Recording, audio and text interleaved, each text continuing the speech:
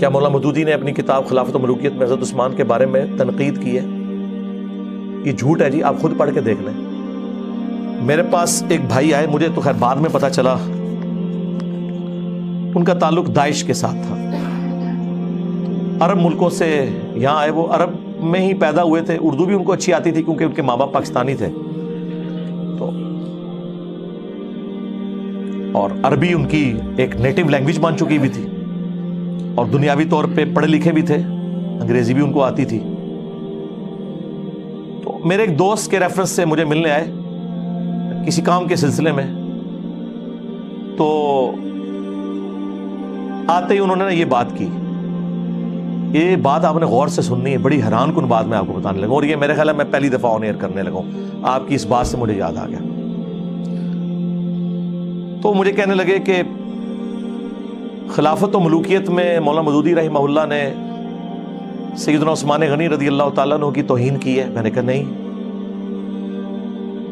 میرے پاس یہ خلافت و ملوکیت پڑھی ہوئی ہے، تو تم اسے پڑھو۔ میں صبح آفس چلا گیا، تو شام کو بلکہ رات کو کافی لیٹ واپس آیا، انہوں نے ایک دن میں اس کا میجورٹی پورشن پڑھ لیا تھا۔ وہ اصل میں جو اس کا چیپٹر ہے جو چبھتا ہے سب کو، خلافت راشدہ سے ملوکیت کا سفر جو ہے، جب میں واپس آیا نا تو وہ صبح جو میرے ساتھ بحث کر رہے تھے نا،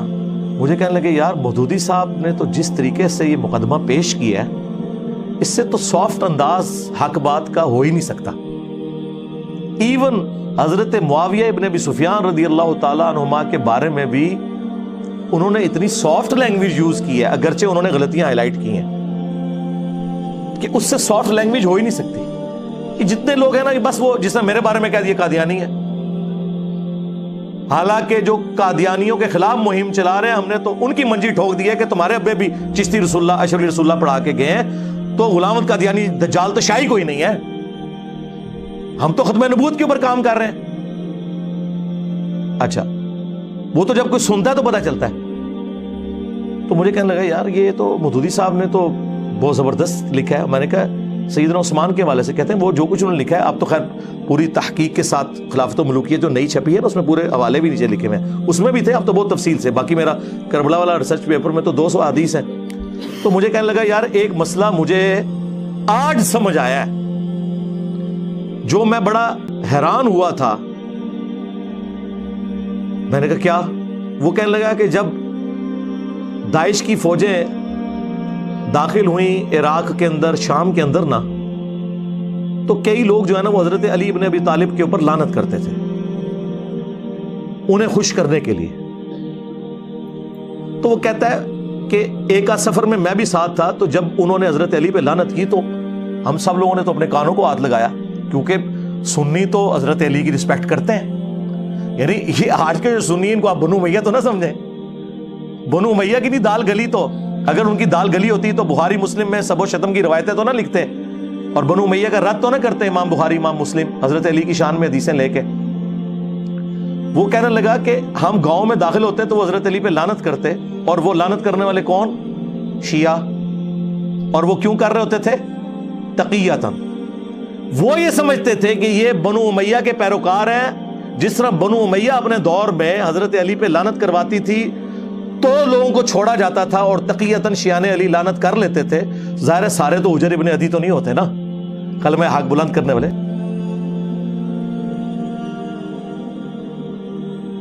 اور وہ بھی جائز ہے جان بچانے کے لیے، اگر کوئی کلمہ کفر بھی بول دے، سورۃ النحل میں آیا ہے اور سورہ آل عمران میں بھی آیا ہے، تقیہ بھی کیا جا سکتا ہے، کلمہ کفر بھی بولا جا سکتا ہے اگر آپ کا دل ایمان پہ ٹھکا ہو۔ تو کہتا ہے ہم بڑے حیران ہو، ہم استغفر اللہ پڑھیں گے، یار یہ کیا بکواس کر رہے ہو؟ تو وہ آگے سے کہتے ہیں کہ نہیں، جو بنو امیہ ہے وہ تو ہم سے ڈیمانڈ کریں گے یہ۔ تو کہتا ہے کہ اس وقت ہم لوگ پھر ان کو یہ کہتے تھے کہ یار یہ تو بڑا گناہ کا کام ہے، ہم نے یہ کیوں کروانا ہے، ہم تو چاروں خلفاء کو مانتے ہیں، ٹھیک ہے، اور جو ان کے امیر وہ تو خود سید ہونے کے دعوے دار ہیں، اپنے آپ کو ہاشمی کہتے ہیں۔ یہ میں کوئی داعش کے فضائل نہیں بیان کر رہا، میں اس وقت علمی گفتگو کر رہا ہوں۔ مجھے تو جتنی بھی جہادی تنظیمیں ہیں، داعش ہو، القاعدہ ہو، ٹی ٹی پی ہو، باقی ان کے ساتھ سنگین نوعیت کے اختلافات ہیں، وہ ایک معاملہ الگ سے، لیکن میں آپ کو ان پرنسپل یہ بات بتا رہا ہوں کہ وہ نوجوان پھر کہنے لگا مجھے آج یہ بات سمجھ آئی ہے، اس وقت تو ہمیں بڑی حیرانگی ہوئی تھی، لیکن جب میں نے خلافت و ملوکیت پڑھی پھر خیر میں نے اسے جب بخاری مسلم سے احادیث بتائیں، ابو داؤد سے، سنن نسائی سے، المستدرک للحاکم سے، تو کہتا مجھے اب پتہ چلا کہ اچھا یار یہ بات واقعی تھی کہ بنو امیہ کے دور میں یہ کام کروایا جاتا تھا، اور یہ ہم نے پریکٹیکلی چیک کیا ہے کہ شیعان علی نے ہمارے شر سے بچنے کے لیے حضرت علی پہ ہمارے سامنے لعنت کی، تو ہم کہتے تھے یار ان کو کیا ہو گیا، ہم نے تو انہیں کچھ بھی نہیں کہا، اور حضرت علی تو ہمارے لیے بھی رسپیکٹیبل پرسنالٹی ہیں، جو میں اکثر جو ہے وہ اہل تشیع حضرات سے بھی کہتا ہوں کہ اہل سنت کے تو ہاتھ پاؤں بندھے ہوئے ہیں، جس طرح مسلمانوں کے ہاتھ پاؤں بندھے ہوئے ہیں کہ ہم کرسچنز کی رسول اللہ کی شان میں جو گستاخی ہے یا خاکے بنانا، اس کے اگینسٹ غصے میں بھی آ کے تصور نہیں کر سکتے کہ ہم عیسیٰ ابن مریم کی توہین کریں، کیونکہ ہمارے ایمان کا حصہ ہے۔ ہمارے نزدیک جتنا بڑا کافر رسول اللہ کا انکاری ہے اتنا بڑا کافر ہی حضرت عیسیٰ کا انکاری ہے۔ لا نفرق بین احد من رسلی،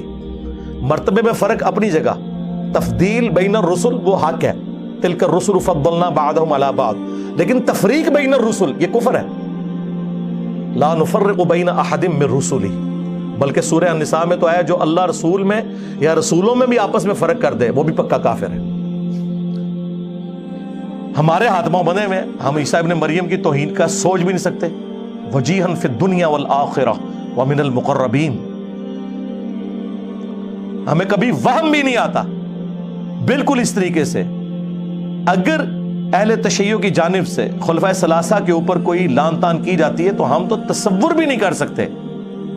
کہ ان کو غصہ دلانے کے لیے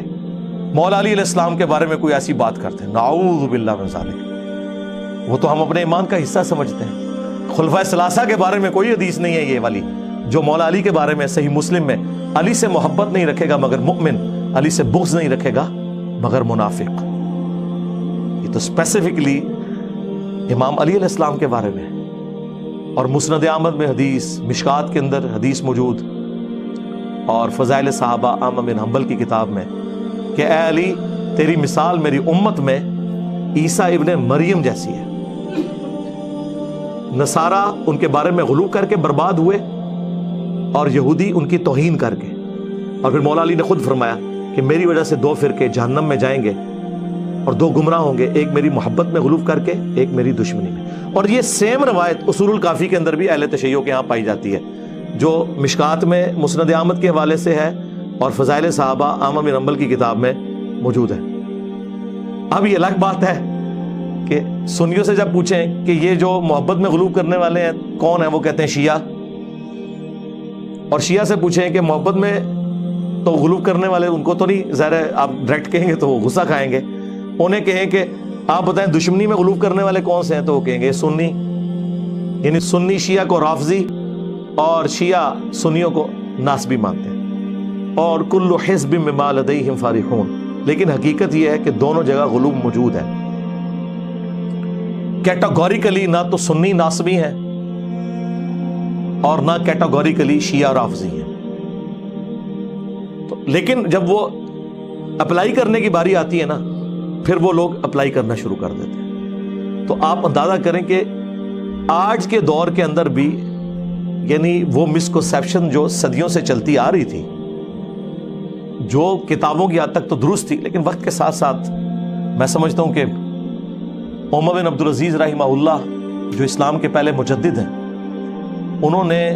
جس طریقے سے اس ایشو کو ہینڈل کیا، قیامت تک کے لیے اس فتنے کو دبا دیا جو بنو امیہ کے ممبروں سے لعنت ہوتی تھی 60 سال تک، اور انہوں نے سورۃ النحل کی وہ آیت خطبے میں داخل کی، ان اللہ یأمر بالعدل والاحسان۔ تو یہ بہت بڑا امت کے اوپر ان کا احسان ہے، حقیقت بات ہے۔ باقی تفصیل کے لیے آپ میری ویڈیوز دیکھ لیں اور میرا کربلا والا ریسرچ پیپر پڑھ لیں، اس میں ساری احادیث میں نے نقل کی ہیں۔ اور یہ جو تماشا لگایا ہوا انہوں نے کہ نہیں جی وہ تنقید ہوتی تھی، لعنت نہیں ہوتی تھی، تو مسلم شریف میں واضح الفاظ موجود ہیں، لعن اللہ ابا التراب 6229 صحیح مسلم کی حدیث۔ اور تقی عثمانی صاحب کہتے ہیں نہیں نہیں وہ بخاری میں ایک حدیث سب کی ہے اور سب کا مطلب تنقید ہے، حالانکہ وہی حدیث مسلم میں تھی، لیکن اس سے اوور لک کیا یا اوور لک کیا، اگر اوور لک کیا تو بہت خطرناک ہے، یہ تو منافقت ہے، اور اگر جہالت کی وجہ سے کیا تو سرکار اب سمجھ لیں لیکن نہ یہ اپنے مفتیوں کو جاہل ماننے کے لیے تیار ہے، نہ منافق ماننے کے لیے تیار ہے۔ مسلم شریف میں واضح الفاظ تھے، لعنت کے الفاظ موجود تھے۔ بہرحال مولانا مودودی رحمہ اللہ نے جس پیشن کے ساتھ اس چیز کو ہائی لائٹ کیا خلافت و ملوکیت میں سمجھتا ہوں اس کام کو اگر 4 چاند کسی بندے نے لگائے ہیں نا تو مولانا اسحاق صاحب ہیں رحمہ اللہ۔ مولانا اسحاق صاحب نے قیامت تک کے لیے رافضیت اور ناصبیت دونوں کے خلاف ایک بند باندھا ہے، اور الحمدللہ اس مقدمے کو میں نے ایک عام فہم انداز میں حدیثوں کی نمبرنگ کے ساتھ اپنے ریسرچ پیپر واقعہ کربلا کا حقیقی پس منظر 72 صحیح الاسناد احادیث کی روشنی میں، جس میں 200 روایتیں جمع کی، 72 میں نے شہدائے کربلا کی نسبت رکھی، اس کے اندر پورا مقدمہ کلیئر کیا، جسے شوق ہو تو دیکھ سکتے ہیں۔ باغ فدق آپ کے مطابق مینیجریل ایشو تھا، لیکن اگر نبی الاسلام کے وارث نہیں ہوتے تو اس کے اوپر میں میرے بھائی پہلے بول چکا ہوں، میرا موقف یہ ہے کہ آج کی ڈیٹ میں ایشو ریزالو ہے۔ جن لوگوں کے ساتھ مولا علی علیہ السلام نے اپنی زندگی میں کمپرومائز کیا، یعنی خلفائے الثلاثہ، اہل تشیع کہتے ہیں کہ تقیہ کیا یا امت کے وسیع تر مفاد میں کیا، سنی کہتے ہیں دل سے کیا، دونوں اپنے اپنے موقف پہ قائم رہے، اینڈ رزلٹ کیا ہے کہ کیا، ٹھیک ہے۔ جن سے مولا علی کی دوستی ہے چاہے وہ کسی بھی وجہ سے، ہماری ان سے قیامت تک دوستی، اور جن سے آپ کی دشمنی ہے اور ان پہ قنوت نازلہ پڑی ہے، المصنف ابن ابی شیبہ میں اللہم علیک بمعاویہ و اشیائہ و عمر بن عاص و اشیائہ و ابا سلمی و اشیائہ، اور مصنف ابن ابی شیبہ کے اندر موجود ہے کہ میں اللہ سے امید کرتا ہوں کہ مقتولین صفین جو میرے مخالفین ہیں ان کو بھی اللہ معاف کر دے گا، اور پھر مقدمہ میرے اور معاویہ کے درمیان اللہ کی عدالت میں طے پائے گا۔ تو مولا علی نے معاویہ ابن ابی سفیان رضی اللہ تعالیٰ عنہ کے بارے میں اس مسئلے کو، چیپٹر کو کلوز نہیں کیا، وہ چیپٹر آج تک کھلا ہے اور وہ کھلا رہے گا، اسے کوئی بند نہیں کر سکتا۔ جہاں پہ چیپٹر کلوز ہے اسے کلوز رہنے دیں اور اتحاد امت پہ کام کریں۔